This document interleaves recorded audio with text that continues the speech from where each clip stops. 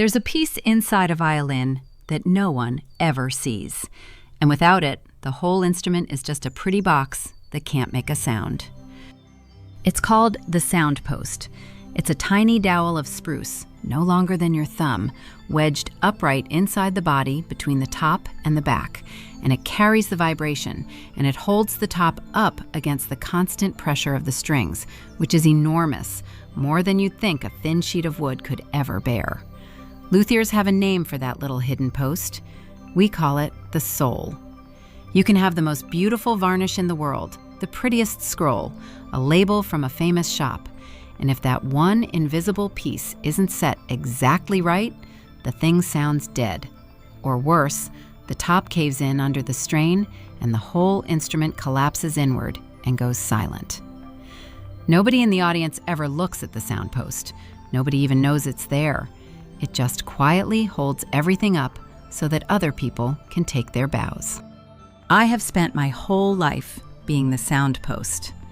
And I'm going to tell you about the year I finally stepped out from inside the instrument and let everyone hear, for the first time, exactly how much sound there was without me. My name is Nell. I'm 45, and I'm a luthier, which means I build and repair stringed instruments, mostly violins and a few guitars, in a cedar-sided workshop behind my house in a wet green town in Washington, up where the rain comes off the water and the moss grows on the north side of everything. It's quiet work, patient work, the kind of work where you spend 40 hours on a thing nobody will ever notice, and that's the whole point, because if you did it right, it disappears into the music. I have always been good at doing the work that disappears. That turned out to be the great misfortune of my life, and it took me until I was 45 to understand why. Before I go on, let me ask you something, and you can sit with it while the story goes. Have you ever been the one in your family who actually does the thing, the quiet, daily, invisible thing, while somebody else stands up front and gets thanked for it? The one whose work is so steady and so unglamorous that everyone stopped seeing it, the way you stop hearing a clock. If you know that particular ache, the ache of being essential and invisible at the same time, then stay with me, because this story is built for you. I need to tell you about my mother first, because she is the heart of this, not the villain of it. Her name is Marguerite, Margie to everyone, and for the last stretch of years she has been slowly failing, the way a strong woman fails, with great dignity and great stubbornness and a body that stopped keeping its promises. A stroke took some of her balance and one of her hands. Time took the rest by inches. And somewhere in there, without anyone deciding it out loud, I became the one who took care of her. It wasn't a grand choice. It was 1,000 small ones. I live 20 minutes away. My workshop is my own. So my hours bent more easily than anyone else's. And the truth is, I wanted to, because I love her. And because she is the one who bought me my first set of carving chisels when I was a strange, quiet teenager who wanted to make violins instead of go to dances. And she never once made me feel like that was the wrong thing to want. So when she needed someone, I was there. And being there became a life. I think about one afternoon a lot lately. I was maybe 16, hunched over the kitchen table, ruining a piece of maple. And Colleen breezed through and said something about how I was wasting my life on a weird little craft that would never amount to anything. And she wasn't even being cruel. She just genuinely couldn't see the point. And after she left the room, my mother sat down across from me and watched my hands for a while. And then she said, "You know what I love about what you do now? It's that you care about the part nobody else will ever notice. Most people only do the parts that get seen. You do the inside. That's rare. Remember? That's rare." I was 16. I didn't understand yet that she had just described the exact shape of my whole future, the gift and the wound of it both, in 2 sentences. The one person who ever really saw me was the one I would spend my 40s quietly keeping alive, while the daughter who couldn't see the point of me took the credit for it. Let me tell you what taking care of Margie actually means, because this is the part that matters, the part that became invisible. It means I know that her morning pills and her evening pills can't be mixed up, because one of them, on an empty stomach, makes her sick to her stomach all day. It means I know the exact way to get her up out of the chair, the angle, the count, my arm under hers, so that her bad side doesn't buckle and put us both on the floor. It means I know that she gets frightened and combative around dusk, the way a lot of stroke patients do, and that the way through it isn't arguing, it's turning on the lamp with the warm bulb and putting on the radio program she likes, and just being a calm body in the room until the fear passes. It means I know which foods she can manage and which ones make her choke, and the name of every one of her medications and what each one is for, and the phone number of her good neurologist's good nurse who actually calls back. It means I have spent more nights than I can count, awake at 3 a.m. in her house, and driven home at dawn to open my shop, and done it again the next day. That is what the work is. It is endless, and it is precise, and it leaves no trace anyone can see, because when it's done well, my mother simply seems fine, and a woman who seems fine looks like a woman who doesn't need much taking care of. And then there is my sister Colleen. I want to be fair to Colleen, because the easy version of this story makes her a monster, and she isn't one. And the truth is more useful than the easy version. Colleen is the older one, 4 years older, and she has been the capable one, the in-charge one, the one who handles things since we were children. She is genuinely organized in a way I am not. She holds my mother's power of attorney, which made sense because she's good with banks and forms and being firm with people on the phone. She runs the family group messages. She calls the doctors and then tells everyone what the doctors said. She posts the photos, the sweet ones, of her sitting with Mom holding her hand, captioned with something about how precious this time is. She coordinates. And here is the thing I took years to see clearly, the thing underneath everything. Colleen had confused coordinating the care with doing the care. She had confused managing the story of our mother with actually caring for our mother. And she needed, more than she needed air, to be seen as the daughter who gave everything. That need wasn't evil, but it was bottomless, and it ate everything around it, including me. Because there is only so much credit in a family, and Colleen took all of it. At every gathering, the relatives would marvel at how wonderful Colleen was, how devoted, how she'd taken on so much.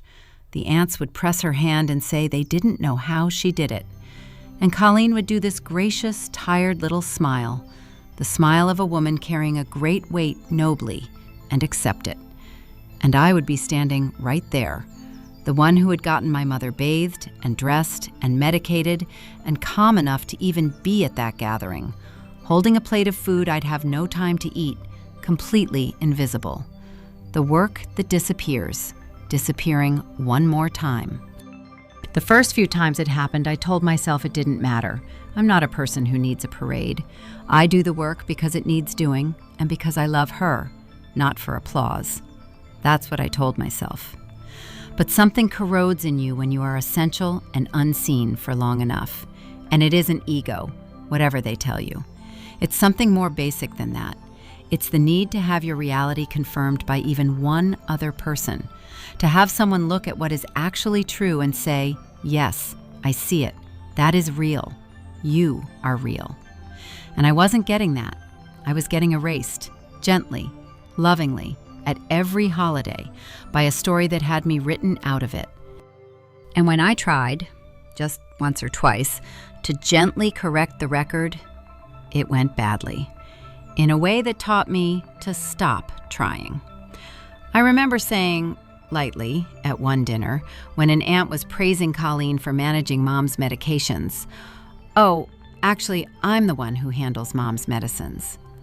Simple, true, and the table went a little quiet, And Colleen gave me a look of wounded patience and said, in this soft, sad voice, "Now, please, can we not make this a competition? Today of all days." In the space of one sentence, I was the bad one. I was the one being petty, making our mothers care about myself, competing with my saintly sister for attention. Everyone at that table came away thinking I was small. The one piece of true information I'd offered had been turned, in one sentence, into evidence of my own selfishness. That's the trap, and it's a perfect one, because the more invisible labor you do, the more any mention of it sounds like bragging. And so the system is sealed. The person doing the most is the only person who isn't allowed to say so. The hardest part was watching the story get published, over and over, to a wider and wider audience. Colleen ran a kind of running broadcast of her own devotion. There were the photos, always taken in the rare bright hour when Mom was at her best, which was her best because I'd spent the night before and the morning getting her there. Colleen arriving with a latte to sit for 20 minutes and capture the moment and post it with something about cherishing every second. There were the updates to the whole extended family, written in the first person plural. We had a hard night. We are managing her new medication. When the we meant me. When there was no we in that house at 3 a.m. There was just me and my mother and a lamp. By the time any aunt in another state formed a picture of how Margie was doing, that picture had Colleen's face on it, because Colleen controlled the broadcast. And the one camera angle it never once included was the daughter actually in the room. It got worse when my craft got pulled into it, because that's where the contempt really lived. Colleen never once respected what I do for a living. To her, it was my little hobby, my workshop, my puttering. She would say things like, "Well, Nell has the flexibility with her workshop," as if shaping a violin were the same as being unemployed, as if the thing I had spent 30 years mastering were a kind of extended retirement that conveniently freed me up to do the real work of caring for Mom, work for which she would then be thanked. When a violin client of mine, a serious one, a soloist, needed a repair finished on a deadline, and I said I couldn't be at Mom's that particular afternoon, Colleen said, in front of our mother, "Must be nice to put your little projects first." My little projects. The work of my hands and my whole life. The thing my mother herself had given me, reduced to a selfishness. By the sister who had never spent one night awake at 3 a.m, learning the count it takes to lift our mother safely out of a chair. There was a financial shape to it too, though I didn't let myself look straight at it for a long time. Colleen had the power of attorney, and money has a way of going quiet around power of attorney. There were home repairs at Mom's that got paid for that I never saw, and a newer car in Colleen's driveway. And when I once asked, just asked, how Mom's accounts were doing, Colleen's face closed like a door, and she said that she was handling it, that it was complicated, that I really didn't need to worry myself with the financial side. I had enough on my plate. I had enough on my plate. Said by the woman taking the credit for what was on my plate. I let it go. I am ashamed now of how much I let go. I want to tell you about the night I almost decided to do this forever. Because the people who tell these stories always skip the part where surrender looks like the reasonable choice. It was Mom's birthday, a big one, and the whole family came, and I had spent the entire day making it possible. I'd gotten her to the salon to feel pretty, managed her medications around the schedule so she'd be alert and not foggy for her own party, cooked the soft foods she could actually eat, set everything up so my mother could have one good day. And at the party, my uncle stood up to make a toast. And he raised his glass, and he said, "To Colleen, who gave up her life to take care of her mother, we are all in awe of you." And the whole room turned to my sister and lifted their glasses. And she did the smile, the noble, tired smile, and pressed her hand to her chest. And I stood in the back of my mother's kitchen, the kitchen I had stocked, holding a serving spoon, and I watched my entire life get handed to someone else in a single sentence, with my own mother nodding along, because my mother only knew what Colleen told her too. I went home that night and I sat out in my dark, cold workshop among the half-finished instruments hanging from the ceiling, and I thought, I should just accept it. This is never going to change. Colleen needs the credit more than I need the truth, and the family has decided the story, and I am one quiet person who can't compete with a good narrator. Maybe I just keep doing the work in the dark forever and let her have the bows. Because Mom needs the care either way, and what does it matter who gets thanked? I genuinely talked myself nearly all the way to that, to disappearing, permanently, into the soul of the instrument, holding everything up in a silence no one would ever credit. And then I looked up at one of my violins hanging there in the dark, and I thought about the sound post, and something turned over in me. Because here is the thing about that little hidden post that I had somehow never applied to my own life. The reason no one sees it is that everything works. The whole illusion that the instrument plays itself, that the music just happens, depends entirely on the post being there, silent and invisible, taking the strain. The day you take the post out, the illusion ends instantly.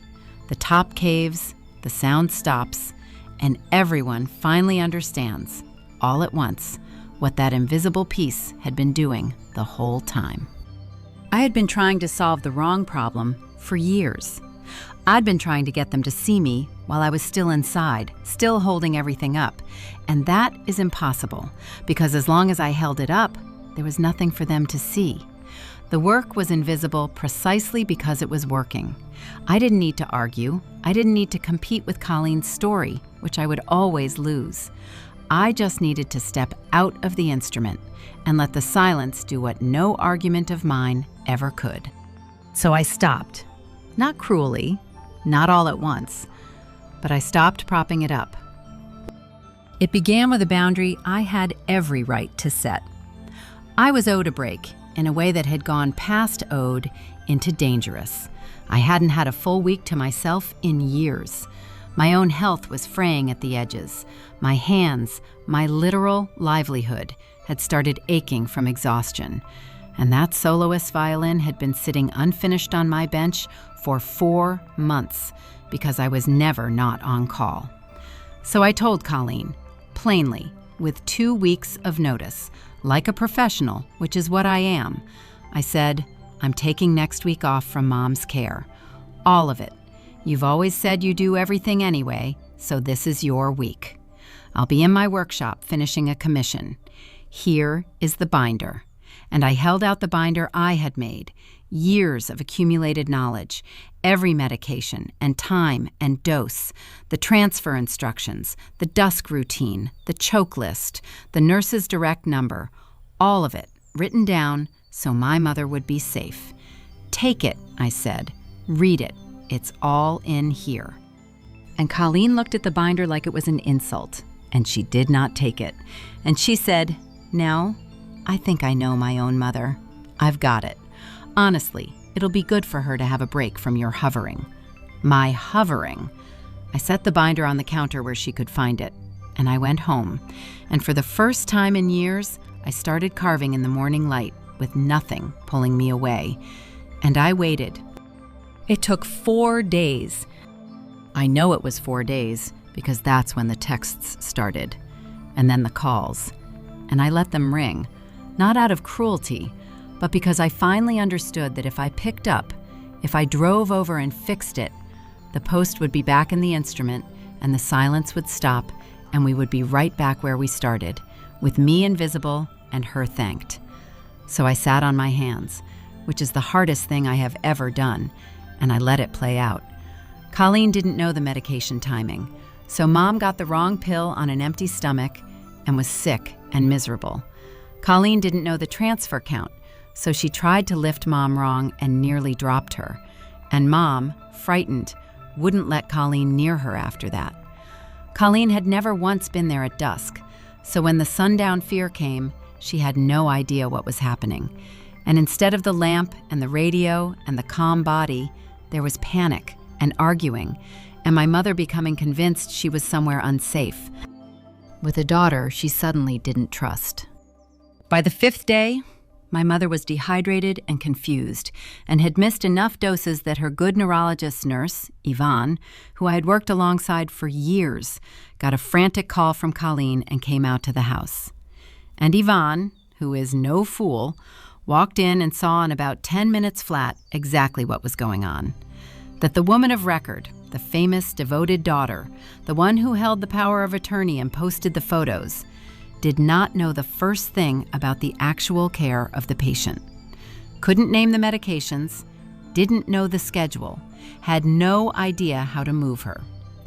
Yvonne told me later that Colleen kept saying, "But I'm her caregiver, I'm her caregiver," as if saying it could make the knowledge appear.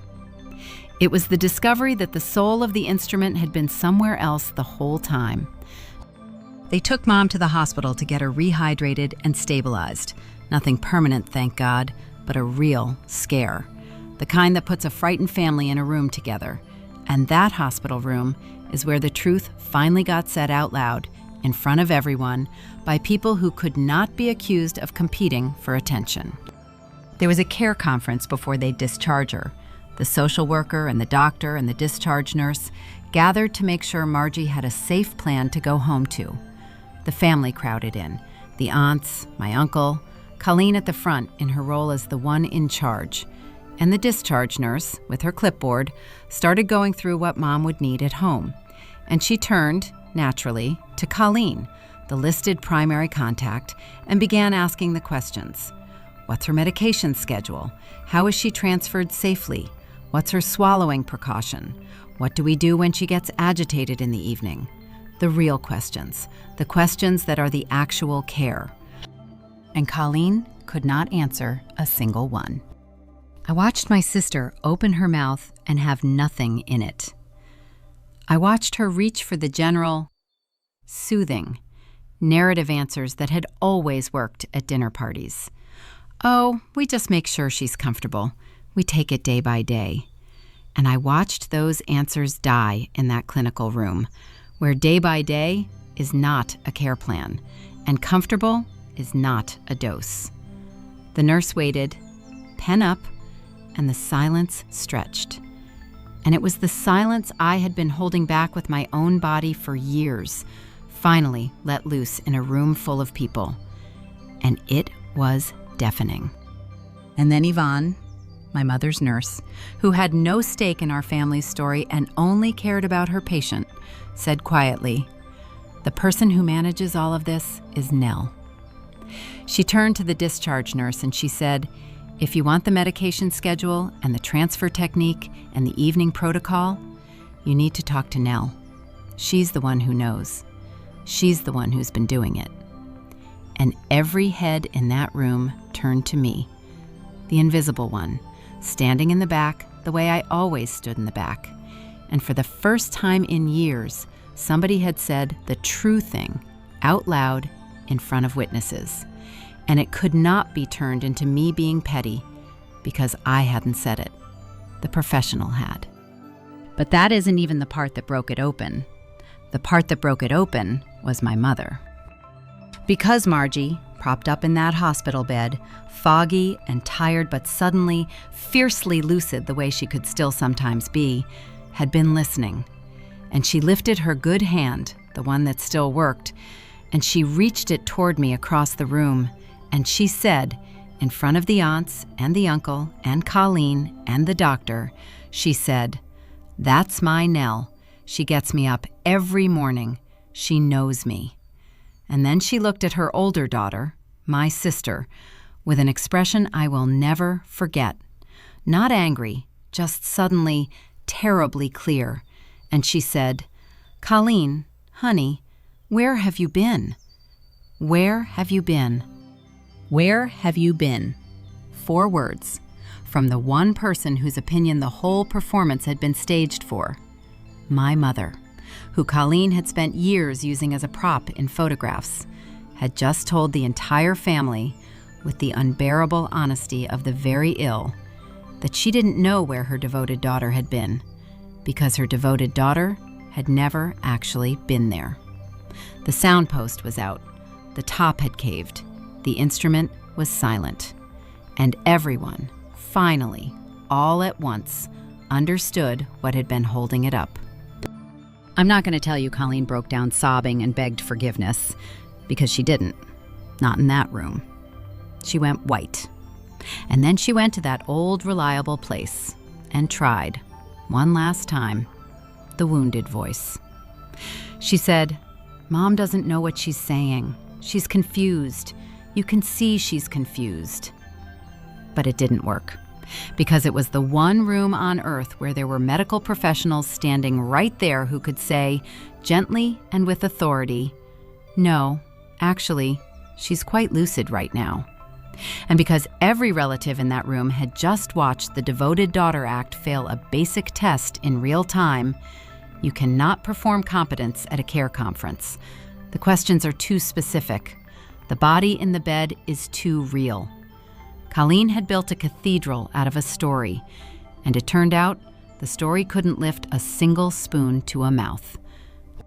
Here is what it cost her. And I'm going to say it plainly, because the cost is the whole reason I'm telling you this. Colleen did not go to jail. When the dust settled and a cousin who's an attorney quietly looked into the finances, there were things that weren't right. The repairs that weren't repairs. The car, some withdrawals. But my mother, in her mercy, and frankly in her exhaustion, did not want to press it. And we moved the power of attorney to a neutral arrangement with oversight instead. So Colleen kept her freedom. What she lost was the only thing she had ever truly been building, which was the role, the devoted daughter, the one everyone admired.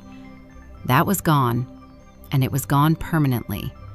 And it was gone in front of every single person whose admiration had been the entire point. After that hospital room, when Colleen said she was handling something, people checked.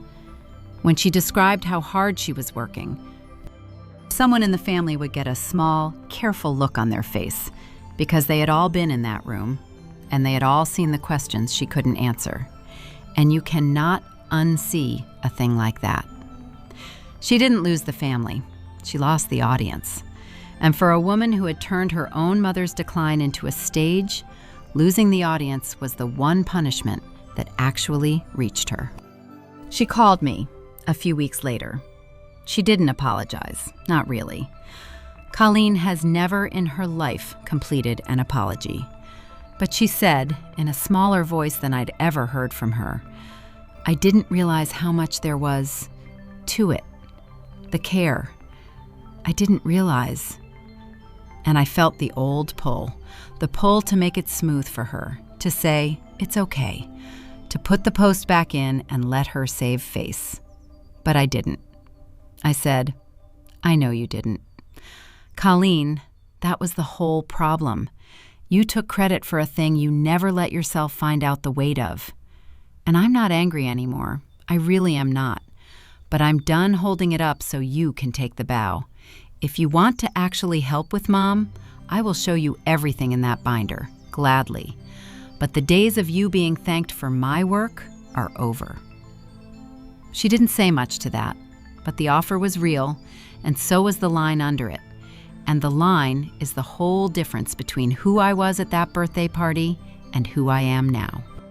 My mother came home, to a real plan this time, one with proper paid help that her own money is now actually allowed to pay for, and with me as the one the professionals call, openly, on the record, because that's what I always was. I still get her up most mornings. I still know the count, and the dusk routine, and which foods are safe. But I am not invisible doing it anymore. And the difference that makes, inside a person, is hard to describe to anyone who hasn't been erased. It is the difference between an instrument that's been left to cave in and one whose soul has finally been set right, so that it can carry the music without breaking under the weight. Colleen does come around now, sometimes, on the days we've scheduled. And she's learning, slowly and badly, the way you learn a thing you should have learned years ago. She got the binder out one afternoon and actually read it and asked me to show her the transfer count, and stood there practicing it on me in Mom's living room, getting it wrong, getting it right, and I let her, because a person who is finally willing to learn the weight of the thing is a different person than one who only wanted the credit for it. We are not close, my sister and I. We may never be. But there is something honest between us now where there used to be only a performance. And honest is better than close, if you have to choose. A few weeks ago, Mom watched the two of us together in her kitchen, me steadying her chair and Colleen fumbling with the pill organizer. And she said, dry as anything, "Well, it only took the both of you nearly killing each other." That's my mother, still the sharpest one in the room. And I finished the violin, the soloist's violin, the one that sat on my bench for 4 months while I was on call for a family that didn't see me. I finished it that week I stepped away, in the morning light, with my own hands. And when she played it, the sound was the kind that stops a room. I went and listened from the back of the hall, where I like to be, where the sound post sits, holding everything up so someone else can fill the air. But this time, I knew what I was. I wasn't invisible.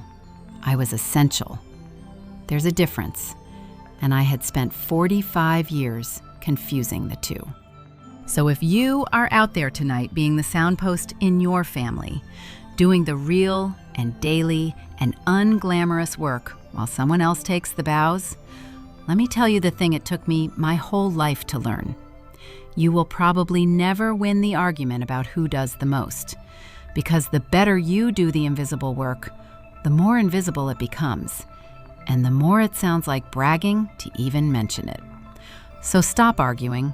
You do not have to convince anyone of your own reality by force. You just have to stop holding up, in silence, the illusion that someone else is carrying the weight. Step out of the instrument. Let the silence be heard, because the people who never saw you will see you in exactly one moment, and it will not be the moment you finally explain yourself well enough. It will be the moment everything they were standing on quietly, completely, gives way.